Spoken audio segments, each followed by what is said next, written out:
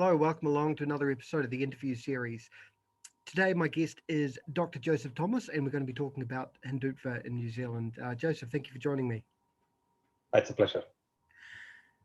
So, I want to start by asking, particularly for viewers who may not be familiar, what is Hindutva, and can you talk a bit about the current political situation in India? Yeah. So the term Hindutva has two different meanings, if you can put it like that. So one of the meanings is people say that Hindutva is the Hindu way of living. So that is the Sanskrit meaning. Sanskrit is the language. Sanskrit meaning of the word. So that is one side of it. Now, if you look at the published work, the articles, the research articles, and the work which has been published in the media, you'll be able to see that Hindutva. They talk about Hindutva as a political ideology which pushes for supremacy of Hindus in India and all other religions, the followers of all other religions being sidelined and being marginalized. So this sort of political ideology, which is pushed by the far right, you can sort of say it's like a religious nationalism. So that is the sort of meaning which you'll be able to see when you look at research articles and media articles. So what we are seeing is that as Hindutva is becoming more and more mainstream, people are trying to ignore this political ideology, this political side of things, and they're just trying to say that, look, this is you can forget about it. You just have to look at the Hindu way of living thing, and let's forget about all the other side of things. So, and many times we feel that this is conscious. They're consciously trying to downplay all the violence and all the atrocities which is committed by Hindutva ideologues in India. And so ignoring that and just sticking to something, saying that it's totally fine and it's just way of life, I would say that's irresponsible. That would be my way of looking at it.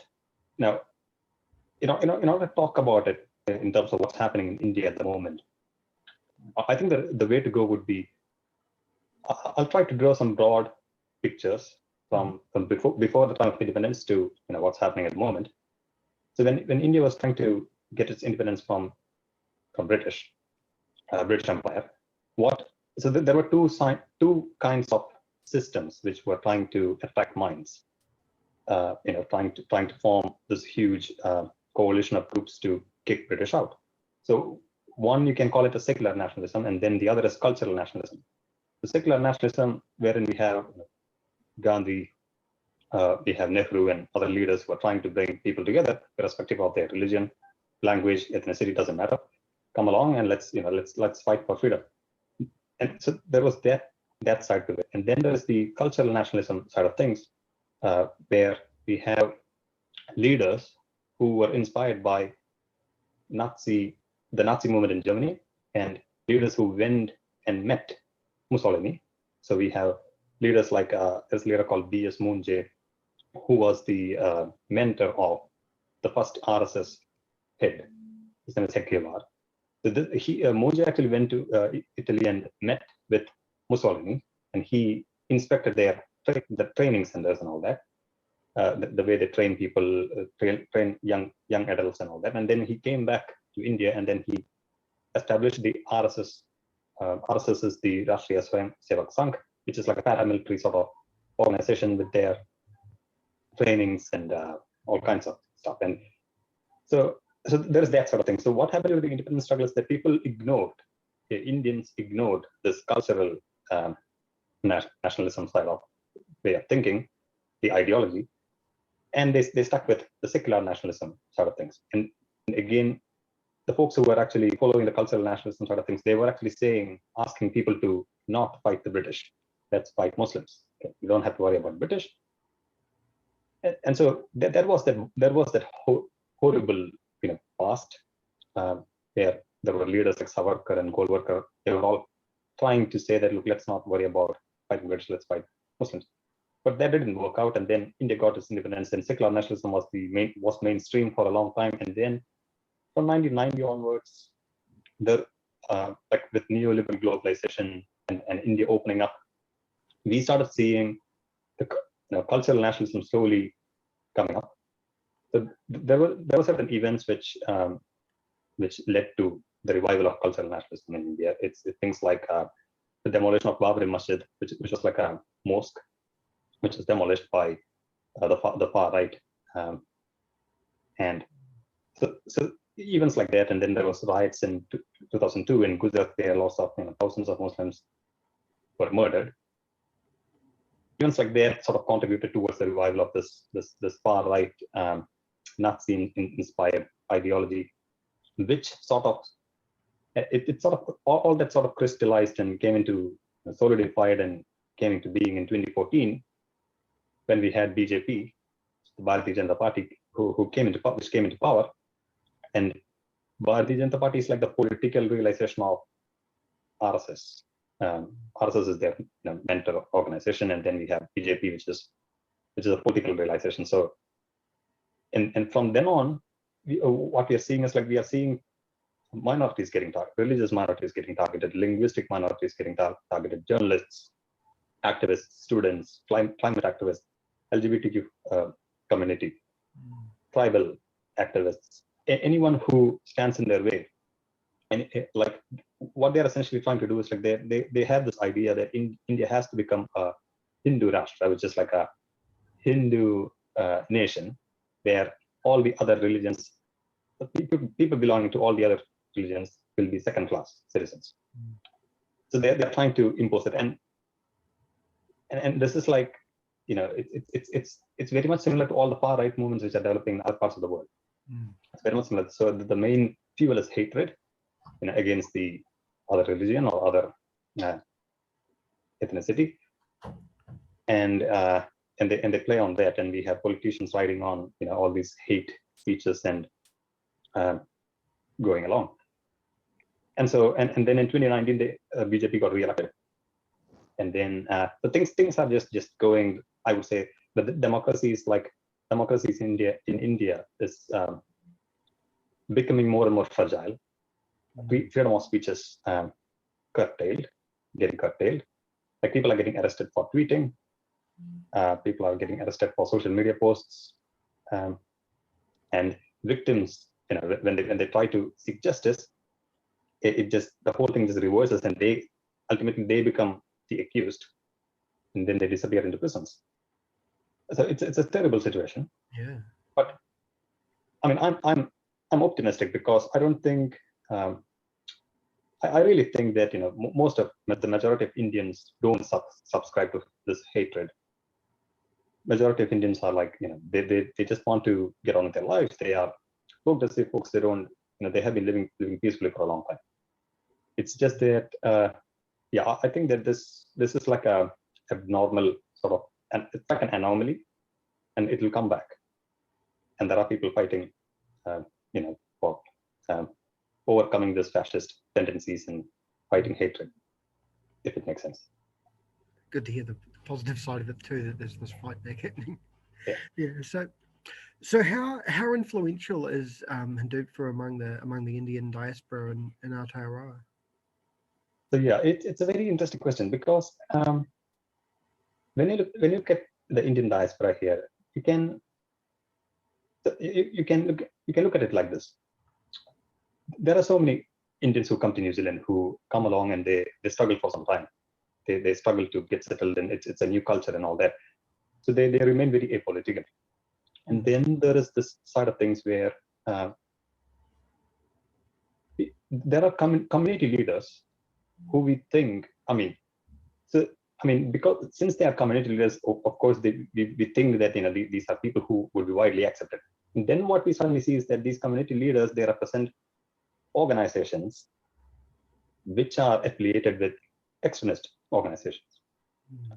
So I'll give some examples. So in order to talk about this, I need to first talk about an organization called VHP. Mhm. VHP, the name VHP is the Vishwa Hindu Parishad.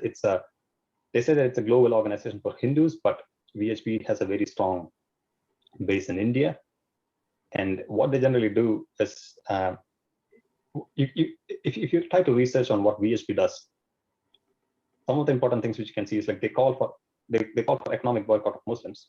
This is like very recent, maybe 3 or 4 days ago. There was this news article where they say, look, now we have to boycott Muslim businesses. We shouldn't be buying stuff from them.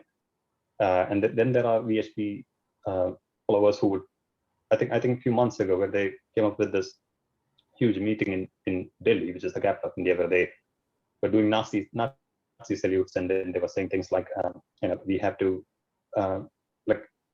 kill Muslims. That it's very open and all that. So, and then whenever there is like lynching, whenever there is mob lynching, and whenever there is attacks against the minority people from minority religions, so it's not whenever. So when you research some of these topics, you can always see these names coming up. So there will be VHP followers, there will be RSS followers. So RSS is the Rashtriya Swayamsevak Sangh. Now, there is this organization. It's called the Hindu Council of New Zealand. Mm. So when you look at the name, it's fine.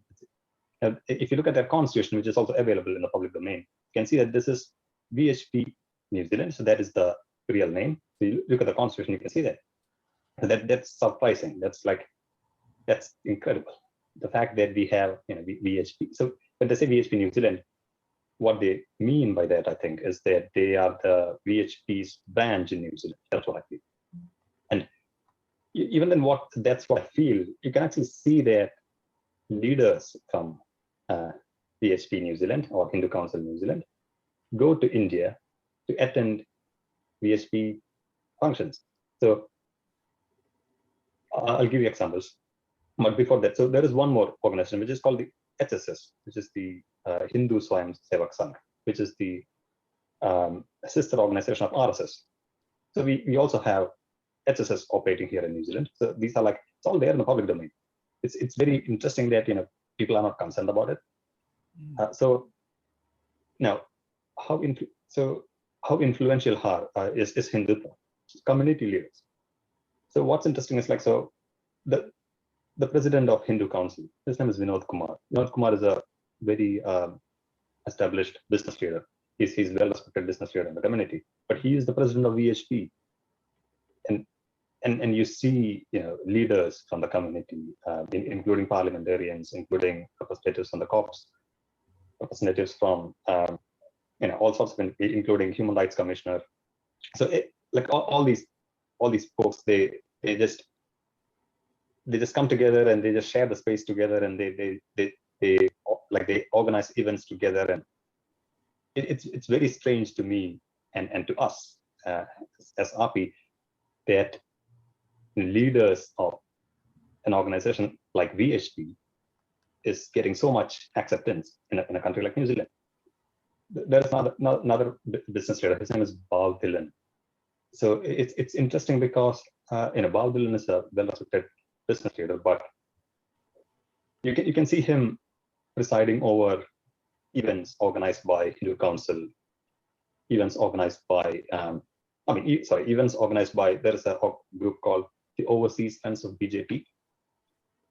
So it's again, overseas folks, overseas support base for BJP.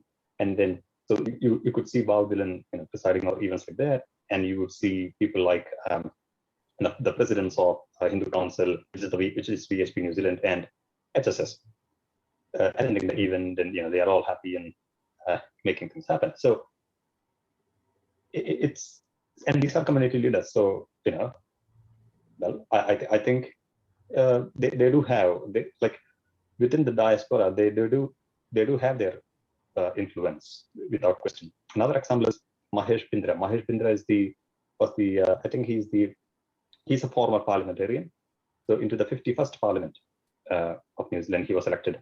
And so Mahesh Bindra openly declares that he's an RSS member, like he was an RSS member, and he's the one who actually went back to India to represent VHP New Zealand in the 50th VHP, the anniversary of VHP, 50th anniversary, we did this. The parliamentarian actually went back home, then back to India, attended it, came back. No problems here. Everybody is fine, which is strange because you're talking about an organization which is, calling for, genocidal actions, like, let's kill Muslims, or let's boycott, let's demolish their shops, that sort of calls. And then we have community leaders who are not these folks. Another interesting example is his name is Guna Mageshan. He's a doctor, apparently. He's the general secretary of Hindu Council. This person, like Dr. Mageshan, he's a justice of peace, by the way. It's all very strange that how is the justice of peace? What is this procedure for becoming a justice of peace? How is it possible that a person representing such an organization becomes justice of peace? And like, what's interesting is, like, you can see articles where an article where Dr. Guna Mageshan says things like, Sangha Parivar. So Sangha Parivar is the umbrella of all these different groups like VHP, RSS, or ABVP, which is the youth wing of RSS, or such militant organizations. So Sangha Parivar is the umbrella organization for all these militant groups. So Guna Mageshan comes along and says things like, we need Sangha Parivar educating kids in India, just like they educate kids in foreign countries. So, which is very bizarre, because which he sort of implies the implication here is that Sangha Parivar is already educating kids in foreign countries, probably New Zealand or so. Having a justice of peace pushing for such ideas, I think that's very concerning. We have to be very concerned there. Yeah. And all these are community leaders, and these are people from within the Indian diaspora. So there is a significant. They have been made, like Hindutva Hindutva is mainstreamed to an extent. But people within the diaspora are aware. They're starting to become aware of all this. And when people know that, okay, there are people who are advocating for Sangha Parivar here, they're appalled. They are like horrified. So it's not like all Indian. I think people from within the diaspora are unaware of this, and that's the reason why they have all these organizations have been mainstreamed to a large extent. But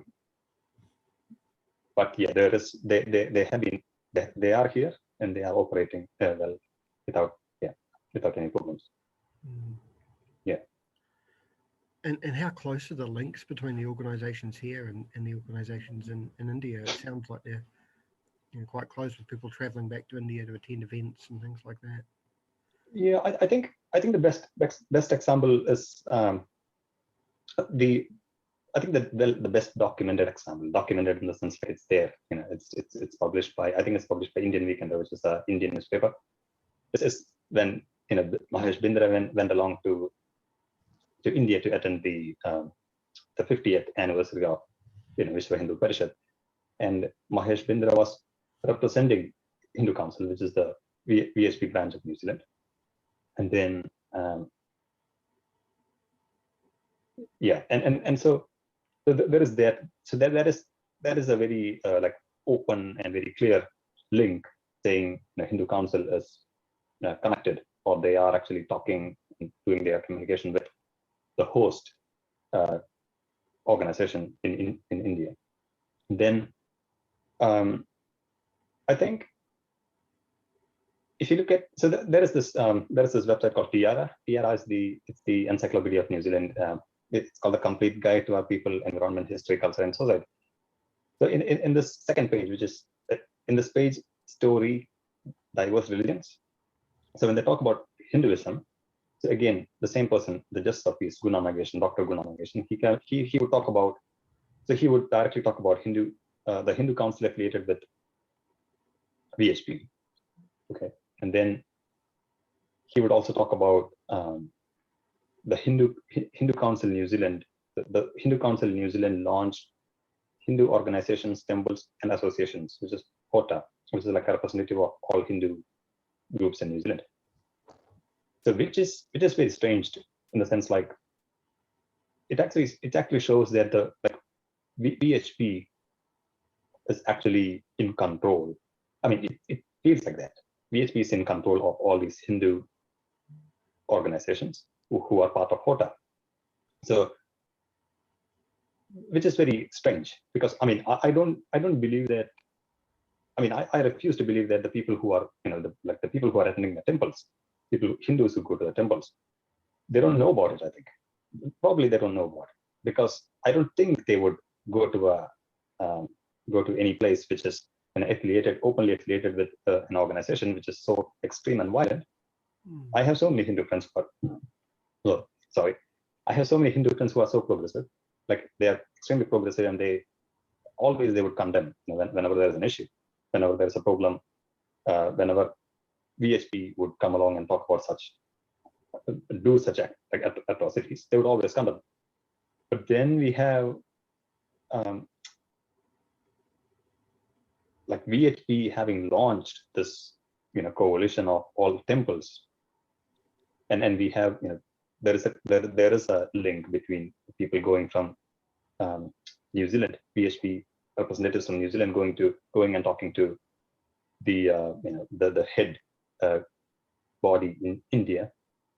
So all of this, these I would say these are links, and these are documented links from the Encyclopedia of New Zealand. So it's all yeah, it's a bit strange. It's a bit strange because the first time I saw all this, I was really surprised, not horrified. I was really surprised because I was thinking, how can these things be so acceptable here? I mean, it can't be acceptable. That something has to be wrong. But there is a case. Another interesting example is like I talked about overseas friends of BJP, overseas friends of BJP. So that is like again New Zealand branch, New Zealand group community which supports BJP and helps BJP to do stuff, I think. So when you look at their website, I think their website is down at the moment, but if you look at previous older versions of their website, which you can get from which you can get if you want to, you can actually see that they would tweet things like NRIs, in essence, non-resident Indians from US, UK, New Zealand, Australia are coming in big numbers to campaign for BJP in Gujarat, the Gujarat state. So what they're trying to say is like, we have NRIs from different countries coming to India and working with the parties there and campaigning for elections in India. And so this is like they're putting it in their website, so it's them who are claiming themselves, who are claiming that this is happening. So then if they are claiming that, then probably it's happening. So which actually means that these groups such as Overseas Friends of BJP, who we have seen working with the Hindu Council of New Zealand, which is VHP New Zealand, and HSS, which is the sister organization of RSS. All these people, so all these folks are actually they do have their connections to their main mother organizations back in India, and they're working together. So it is like a solid network, I would say. I don't think there's any coincidence or it's well organized. It is, these networks are there. I mean, it's they who are telling us that in their websites that this is there. Yeah, so, not making a secret of it or anything. It's yeah, they don't. Yeah, that is the case. So I think, yeah, there is enough evidence in the public domain, I think. Yeah. And what about the funding of these groups and these organisations? How are they funded? Are they just getting funding locally for the New Zealand groups, or is it possibly flowing in from the main organisations in India? I just missed one point to the last. I'll just add one quick point to the last question, which is like the links between groups here and organizations. So one important thing is like, so there are these physical, like people going into India and coming back. There is all that. Then there is the virtual side of things, where we have Facebook, like social media groups, Facebook groups, Twitter networks, Instagram groups, which are, there are private groups and then there are public groups. So these private groups are like, sort of, I would call them hate ecosystems, where what happens is that we have similar hate ecosystems in India, from which all these information and memes and all these misinformation and hate messages would stream through. And there are people who are part of both networks, I think, and then the minute something new comes along, it gets reflected here, and the minute something happens here, it gets reflected there. So there are also those kind of links. It's like the social media sort of links, and I'll show you some of these images, which is only like a tiny part of it, but you will get the picture when I show. And it's same with Twitter as well. So in Twitter as well, there are pages where the organizations which make these pages are based in, I believe it's based in Australia, but what they do is like they take up images of activists like my friends, and they put it out there in their websites, and they spread the information through Twitter. And then essentially what they're doing is they're throwing these people into the into the Twitter mob, where folks in India, those who are extremely violent and they're big networks of hate networks, they take on these tweets, and then they begin their abuse and begin their threats and all that. So there is that virtual links as well. Just putting it out there. All right, so I think I'll go to the next question, which is what was the next question? I was just asking about funding. Like, how are these groups funded? Yeah, so I think one example would be, I would start with this example, which is the Manukau Diversity Center, which is a center which was which I believe had received funds for its operation. Now, it's all good, having a diversity center. It's all wonderful. What's strange is that the person in charge, his name is Veer Kar. Veer Kar openly in the sense, Veer Kar threatened one of my friends. Her name is Sapna, Dr. Sapna, and this is again in the mainstream. You can see, I think it's a News Hub article where Sapna. So we were actually organizing this demonstration to talk about rights violations in India, and then out came Veer Kar, called Sapna and told her that you have to stop doing these things. Like, we are watching you. So Sapna said, now, who is we? And he's like, it's the Indian High Commission. So and what Veer Kar actually said is like, so this is what he wrote in his social media. Now High Commission of India is getting into action. It may stop visa to India for participants of any anti-India events. All right. So so this is this, so he's this community leader. He's the community. He was the leader of the Manukau Diversity Center, and yeah, there was no issue in terms of the center getting funds allocated. So I mean, these are funds from the government. So what's interesting is like, I think we need to call these things out. Like, if you're having a person like, say, Veer Kar, who is threatening other community leaders, and who are threatening other people who are raising their voices for rights, how is it possible that how do people feel safe to go to this diversity center, which is all about diversity? How is it that say people like me or other Indian folks would feel safe? And yeah, I would say yeah, the government should be looking at these things before they are funding such groups. And again, what's the other interesting thing is like I said, like people like Vinod Kumar and Bhavdil, and these are business leaders. So they are business leaders, and they have their networks and well-established networks and things, I think. So like there are organizations like Hindu Economic Forum and things, yeah, groups like that. So these are powerful business groups. And the question is like, I do not have evidence which directly say that these business groups are funding these extremist groups.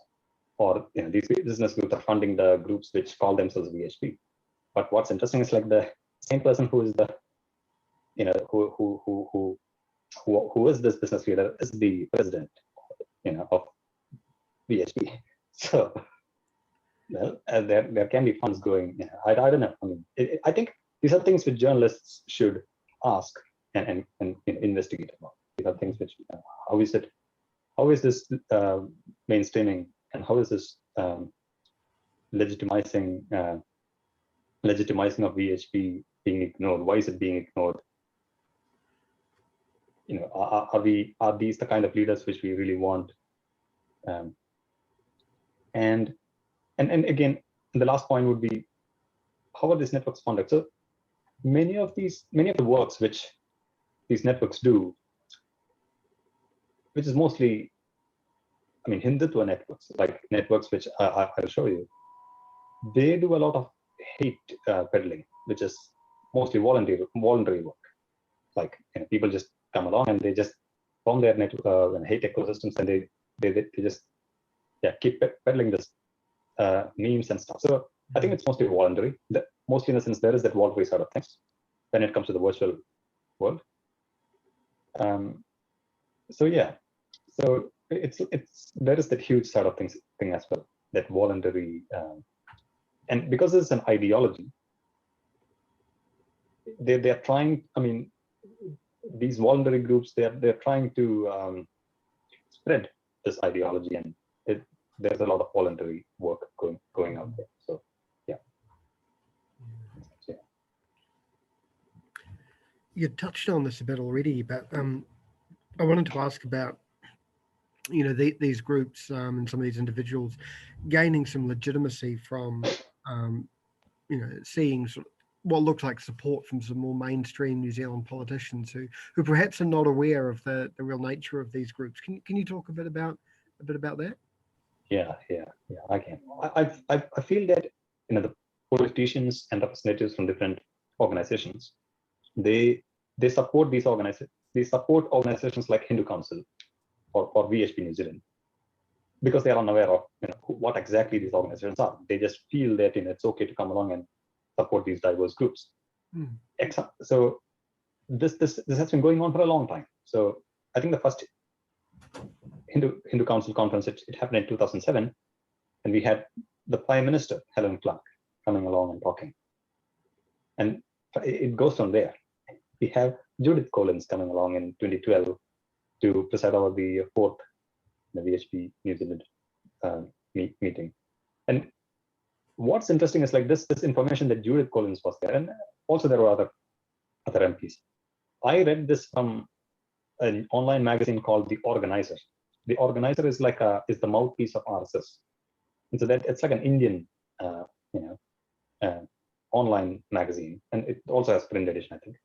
I'm reading this from there. So the fact that what actually happens is that the people who organize these events, once the events are finished, the pictures go back to India, and in India they are like, okay, here we have New Zealand leaders attending our VHP events, and this means that VHP is really cool. Let's all join VHP and engage in hate speech.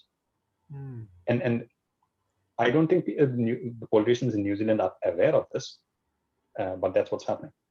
We have Deputy Prime Minister Winston Peters presiding over 2019 VHP event, and then in that event we have representatives from Immigration, Education, New Zealand Police, Ministry of Development, even Human Rights Commission.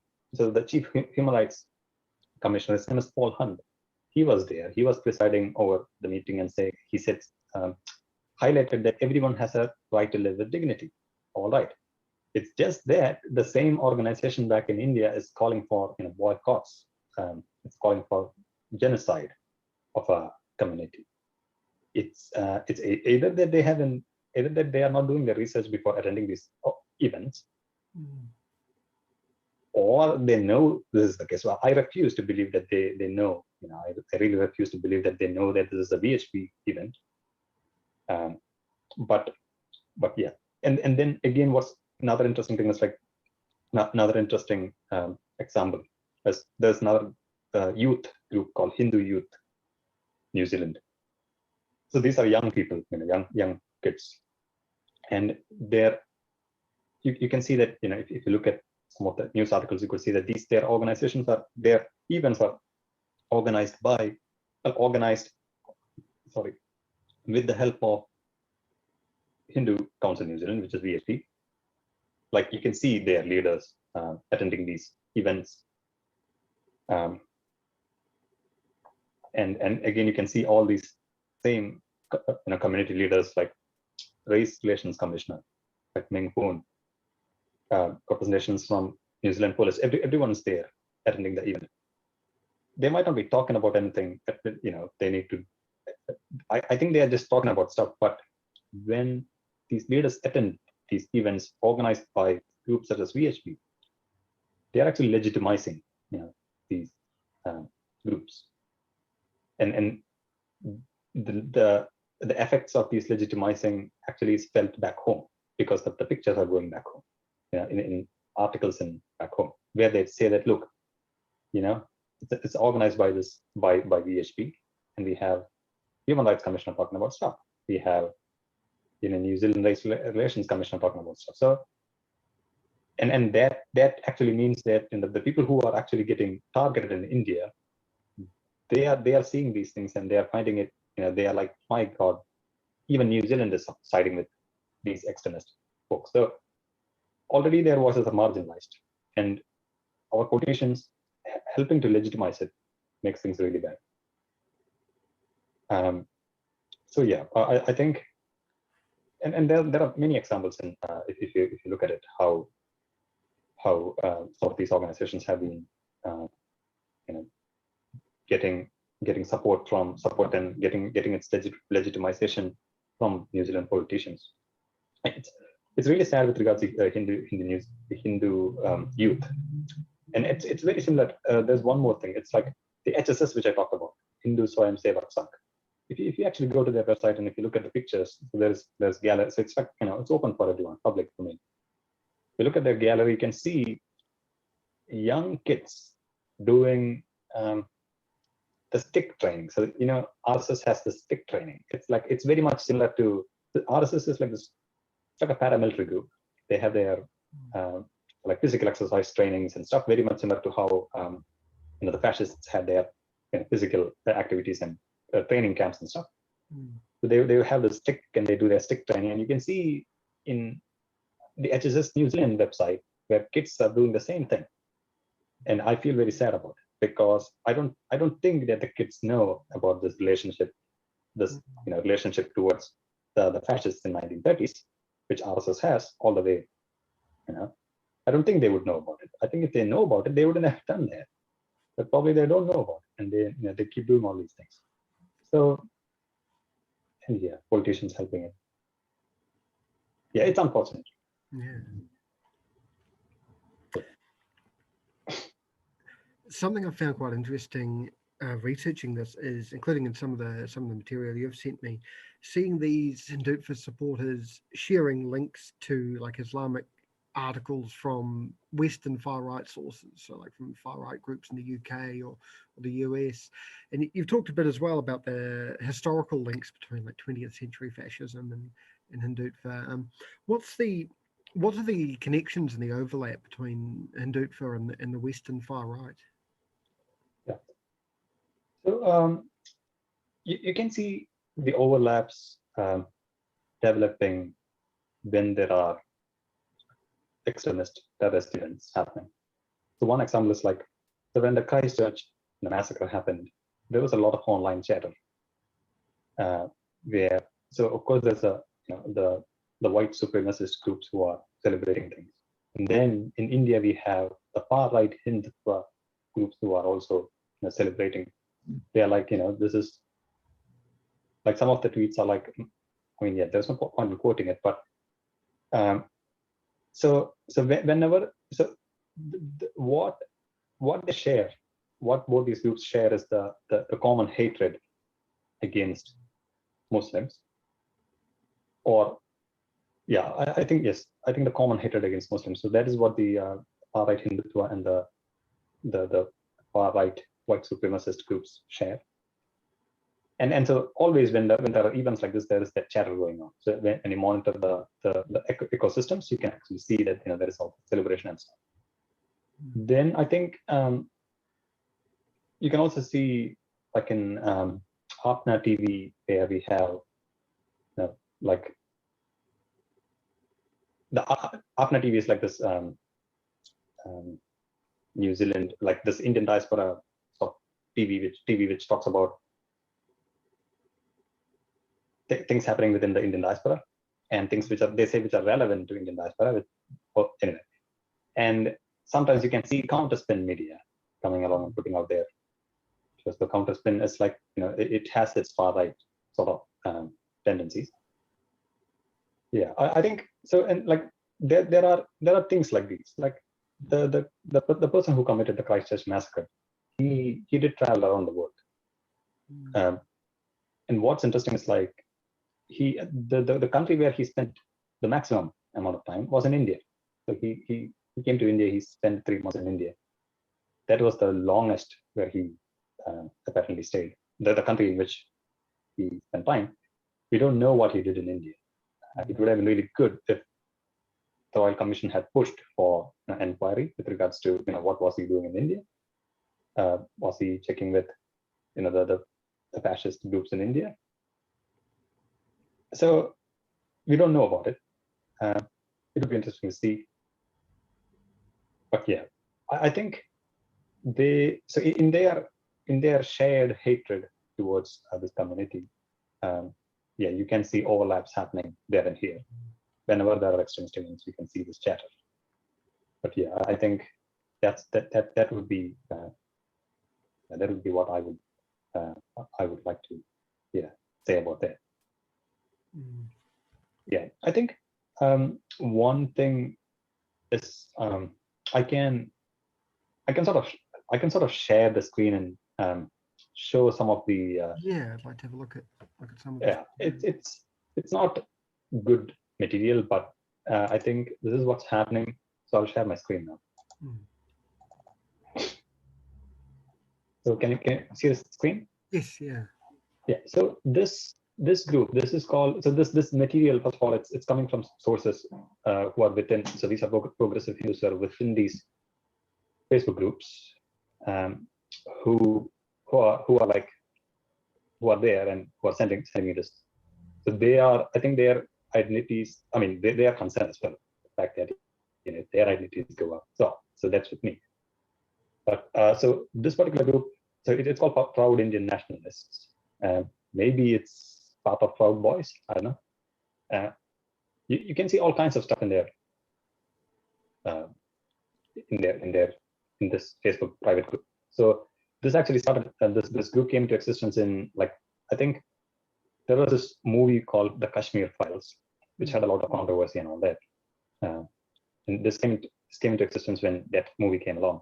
And the whole idea inside this group, as you can see, is whenever they get a chance, they try to say that Muslim religion is bad.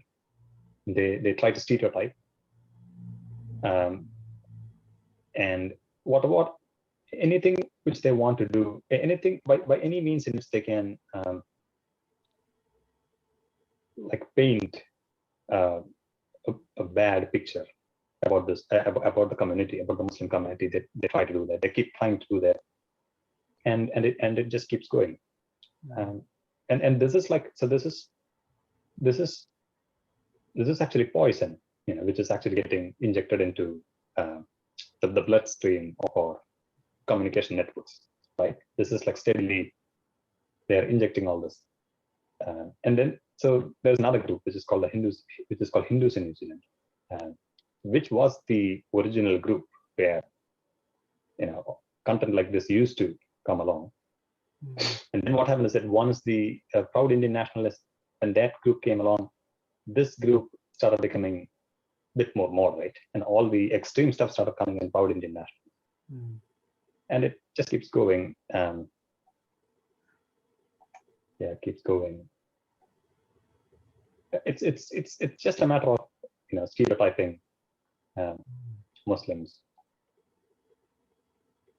And this is just I would say, like, I think this might be maybe 1% of the whole country. And again, you have their pseudoscience as well. So you have people talking about how cool things were 50,000 years ago or stuff like that. So there's that side of things as well. Trying to put this idea that there is this lost magnificent time in the past where things were really cool, and then invaders came to India and then they destroyed all that. And it goes like that. It keeps going. It's mostly the same sort of content. I mean, I still haven't seen organized, like I still haven't seen pictures where content where they are actually organizing and trying to become violent or trying to do a violent. So there is a bit of organizing in terms of trying to sue like people like AAPI and sue activists. They talk about that occasionally, but nothing has materialized until now. So this guy, his name is Savarkar. Savarkar is one of the ideologues of Hindutva. He's the one who popularized this term. I think one of the interesting things Savarkar said is, Nazism proved undeniably the savior of Germany. So that is his quote. That is the kind of guy Savarkar is. Anyway, and so yeah, it goes like that. So Mughal architecture is like, so from around 13th century, India came under the control of Mughal emperors. So these are like different. I wouldn't say that all of India wasn't what came under the control of Mughal Empire. It slowly started spreading, and then it started going down when British came along. So and by Mughal, one of the characteristics of Mughal emperors is like they are from the Islam religion. There have been kings like emperors like Akbar, who was a secular person. Like he encouraged all different religions and stuff. But they always try to paint that anything coming from any cultural aspect from Islamic side is bad. They always try to portray that. So that is a characteristic of the memes and things you see from far right Hindutva folks. It just goes like that. And so this last picture is very interesting. So this is the Prime Minister of Australia, which is he got elected a few months ago. So before Albanese got elected, I think for their election campaigns, there was this event where he went to VHP Australia, like their event, and where he like this they sort of asked him to wear the saffron scarf. So and so I mean, people think that that's okay and there is no harm in doing this, but ultimately this is what's happening. So the minute you are wearing the saffron scarf with the background with VHP symbols and stuff saying that they are part of it, the pictures just start rolling out, because this actually, it's like a symbol for the right wing, saying that look, we have our guy in Australia now. So the person in Australia he's with us, he's supporting us. So that's why the name is like, so fountain people, that is, forget about fountain people there. The person who made the tweet, the post, is just referring to Muslims. This is the new Prime Minister of Australia, Hail Lord Shiva. And this happens in New Zealand as well. Like when there are events where New Zealand politicians go along, wear the saffron scarf, immediately, back home it's reported as, we have New Zealand politicians who are supporting these ideas. And so all these things, it's actually legitimizing the far right VHP group, VHP sort of affiliated groups. So yeah, I mean, this particular event actually caused a lot of controversy, because once this happened, the people in Australia, like the progressive folks, the progressive Indian diaspora, came out and said, look, what are we trying to do? Do you know what we are trying to do? And they kind of pointed out, and then there was a bit of backpedaling, saying, no stuff, blah blah blah. But yeah, this has been going on in New Zealand as well. I'm hoping that as we make efforts like these, hopefully politicians would know what they're doing and they would stop doing this legitimizing. Yeah. Okay, maybe I'll stop sharing. All right, thank you again.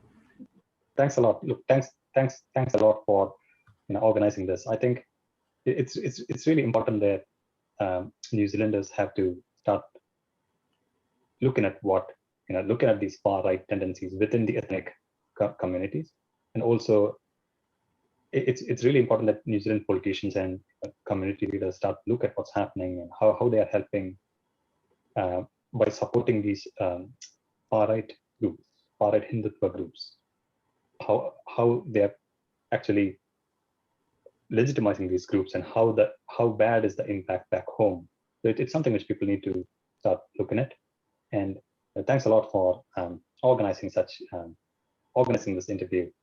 No problem. I think it's going to help a lot. Great. Thank you.